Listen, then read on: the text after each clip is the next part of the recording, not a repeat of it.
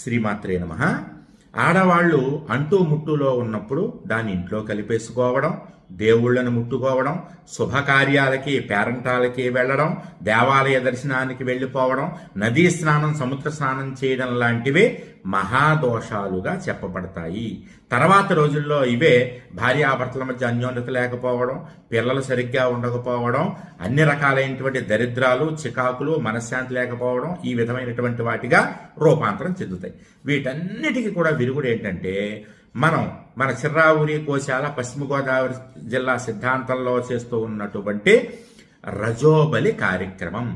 ఇది ఫిబ్రవరి 26వ తారీఖు మహాశివరాత్రి రోజున మధ్యాహ్నం 12 గంటలకు అఖండ దీపం వెలిగించే మనం ప్రారంభించడం అనేటటువంటి జరుగుతుంది. 12 గంటలకి మొదటి బ్యాచ్, 3 గంటలకి రెండో బ్యాచ్, 5 గంటలకి మూడో బ్యాచ్ అనేటటువంటిది నిర్వహించడం జరుగుతుంది. ఎవరైనా ఈ కార్యక్రమంలో చేయించుకోవాలి, పాల్గొనాలి అనుకునేటటువంటి వాళ్ళు మీరు డైరెక్ట్గా మన గోశాల దగ్గరికి వచ్చేసేయచ్చు, అక్కడికి వచ్చి బుక్ చేసుకోవచ్చు. లేదా అక్కడ దాకా రాలేమండి అనుకునేటటువంటి వాళ్ళు మన చిర్రావూరి ఫౌండేషన్ నెంబర్ ఉంది కదా, ఆ నెంబర్కి వాట్సాప్లో మెసేజ్ పెడితే లేదా వాట్సాప్ ప్రొఫైల్ పిక్ చూస్తే ఈ రజోబలికి సంబంధించినటువంటి వివరాలన్నీ కూడా దాంట్లో ఉంటాయి. ఆన్లైన్లో మీ గోత్రనామాలతోటి మేమే ఈ కార్యక్రమం జరిపించడం అనేటటువంటి జరుగుతుంది. వచ్చేవాళ్ళు అక్కడికి రావచ్చు. ఆ రోజు పాటించాల్సినటువంటి నియమాలు ఏంటాయి అంటే, చక్కగా తలస్నానం చేయండి, దేవతారాధన ఇంట్లో చేసుకోండి.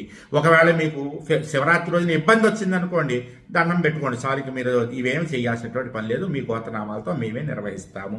ఏదైనా అంటూ వచ్చినా ముట్టొచ్చినా సరే, ఏదైనా సరే. ఇక ఈ కార్యక్రమంలో పాల్గొనేటటువంటి వాళ్ళు, వాళ్ళకి ప్రసాదాలు, తీర్థాలు ఏమీ పంపబడవు, ఇవ్వబడవు. కేవలం దీనికి రజోబలి కార్యక్రమం మాత్రమే నిర్వహించడం జరుగుతుంది. ఈ మిగిలినటువంటి వివరాలు అవన్నీ కూడా బుక్ చేసుకున్నటువంటి వాళ్ళకి పంపించబడతాయి. జయం.